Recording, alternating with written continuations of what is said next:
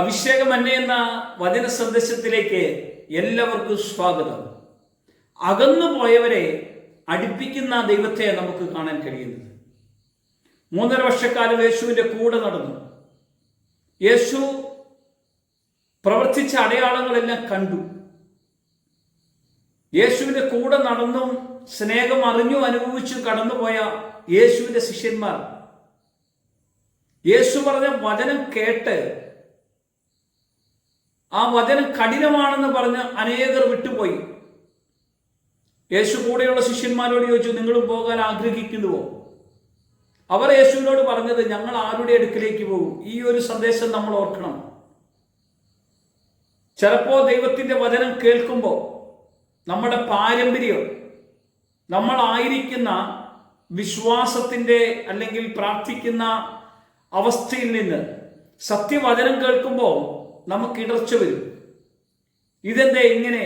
യേശു പറഞ്ഞ വചനം കേട്ടിട്ട് യേശുവിൻ്റെ കൂടെയുള്ള 70 പേര് ഇടർച്ചയിൽ അവനെ വിട്ടുപോയി. യേശുവിനോട് ഏറ്റവും ചേർന്ന് നിന്ന 12 അപ്പോസ്തലന്മാരുണ്ടായിരുന്നു. യേശു അവരെ നോക്കിക്കൊണ്ട് പറഞ്ഞു, നിങ്ങളും പോകാൻ ആഗ്രഹിക്കുന്നു? ഈ വചന സന്ദേശം കേൾക്കുന്ന ദൈവമക്കളോട് കർത്താവ് ചോദിക്കുന്ന ഒരു കാര്യമാണ്. കാരണം ദൈവവചനത്തിൽ അടിസ്ഥാനപ്പെട്ട് നമുക്ക് വളരാൻ കഴിയുന്നില്ലെങ്കിൽ ഒരിക്കലും ദൈവത്തോട് കൂടെ നമുക്ക് ജീവിക്കാൻ കഴിയത്തില്ല പ്രിയമുള്ളവരെ. അന്നേരം അപ്പോസ്തലനായ പത്രോസ്,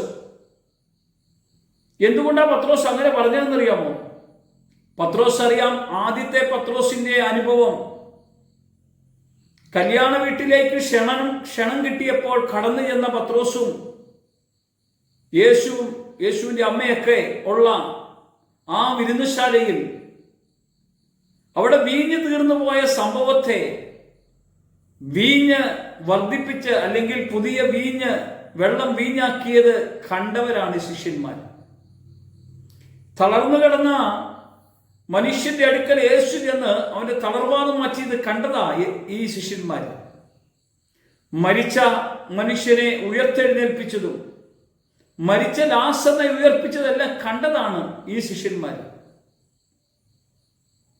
അതുകൊണ്ടാണ് പത്രോസിനോട് ചോദിച്ചത്, നിങ്ങളും പോകാൻ ആഗ്രഹിക്കുന്നുവോ? പലപ്പോഴും ജീവിതത്തിലെ അത്ഭുതങ്ങളും അടയാളങ്ങളും കണ്ട് അനുഭവിച്ച് യേശു ദൈവമാണെന്ന് നന്നായി തിരിച്ചറിയാത്ത മനുഷ്യർ പലരും പറയും വചനം കേൾക്കുമ്പോൾ, ഞങ്ങൾ ഈ അപ്പം കണ്ടിട്ടാ വന്നത്, എന്തെങ്കിലും ദൈവപ്രവൃത്തിയോ അനുഗ്രഹങ്ങളും കണ്ടിട്ടാ വന്നത്, നിന്റെ ഈ വചനം കേട്ടിട്ടല്ല വന്നത്. യേശു പറഞ്ഞു, ഞാൻ സ്വർഗത്തിൽ നിന്ന് ഇറങ്ങി വന്ന ജീവനുള്ള അപ്പമാണെന്ന് വിളിച്ചു പറഞ്ഞു.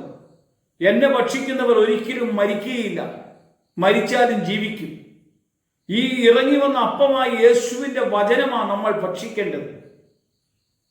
അപ്പോസ്തലനായ പത്രോസ് യേശു പറഞ്ഞ വചനത്തിന് മറുപടി പറഞ്ഞത് ഇങ്ങനെയാണ്, നിത്യജീവന്റെ വചനം നിന്റെ പക്കലുണ്ട്.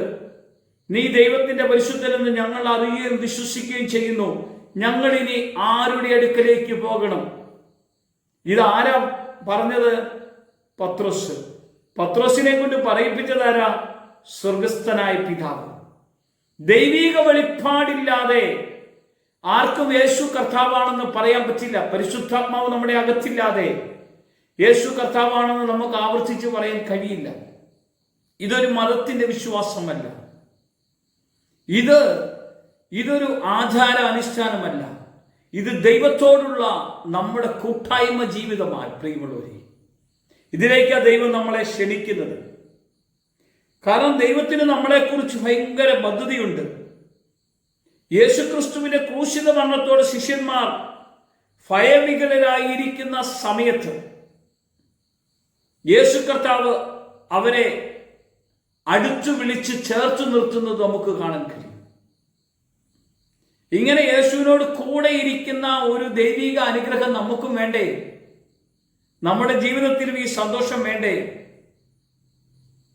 കാരണം യേശുവിനെ അടിച്ചവരെ നോക്കിക്കൊണ്ട്, നിന്ദിച്ചവരെ നോക്കിക്കൊണ്ട്, പരിഹസിച്ചവരെ നോക്കിക്കൊണ്ട്, അകന്നു പോയവരെ നോക്കിക്കൊണ്ട് യേശു പറയുകയാണ്, പിതാവേ, ഇവർ ചെയ്തത് ഇന്നതെന്ന് ഇവരറിയുന്നില്ല, ക്ഷമിക്കണം ഇവരോട്. കണ്ടോ, അകന്നു പോയവരെ യേശു അടുപ്പിച്ചു. തല്ലിവരെ നോക്കിക്കൊണ്ട് നമ്മളെ ആരെങ്കിലും വേദനിപ്പിച്ചാൽ നമ്മുടെ സ്വഭാവം മാറും. നമ്മുടെ മനസ്സിലെങ്കിലും പറയും അവർക്കൊരു പണി കൊടുക്കണമേ എന്ന്. യേശു എന്താ ചെയ്തത്? ഏറ് കിട്ടിയ സ്തെഫാനോസ് പറഞ്ഞു, ആ എറിഞ്ഞവരുടെ മേൽ ഈ പാപം ചുമത്തരുത്. നമുക്ക് നമ്മളെ എറിയുന്നവരെയും നമ്മളിൽ നിന്ന് അകന്നു പോകുന്നവരെയും അവരെ കർത്താവിലേക്ക് അടുപ്പിക്കാൻ തക്കവണ്ണം നമ്മളും കർത്താവിന് സാക്ഷ്യമുള്ളവരായി ഈ പ്രഭാതത്തിൽ നമുക്ക് മാറണ്ടേ, മാറ്റം വരണ്ടേ, സന്തോഷം വരണ്ടേ. നമുക്കൊരു നിമിഷം പ്രാർത്ഥിക്കാം. കർത്താവേ, എന്നെ അങ്ങിലേക്ക് അടുപ്പിക്കണമേ.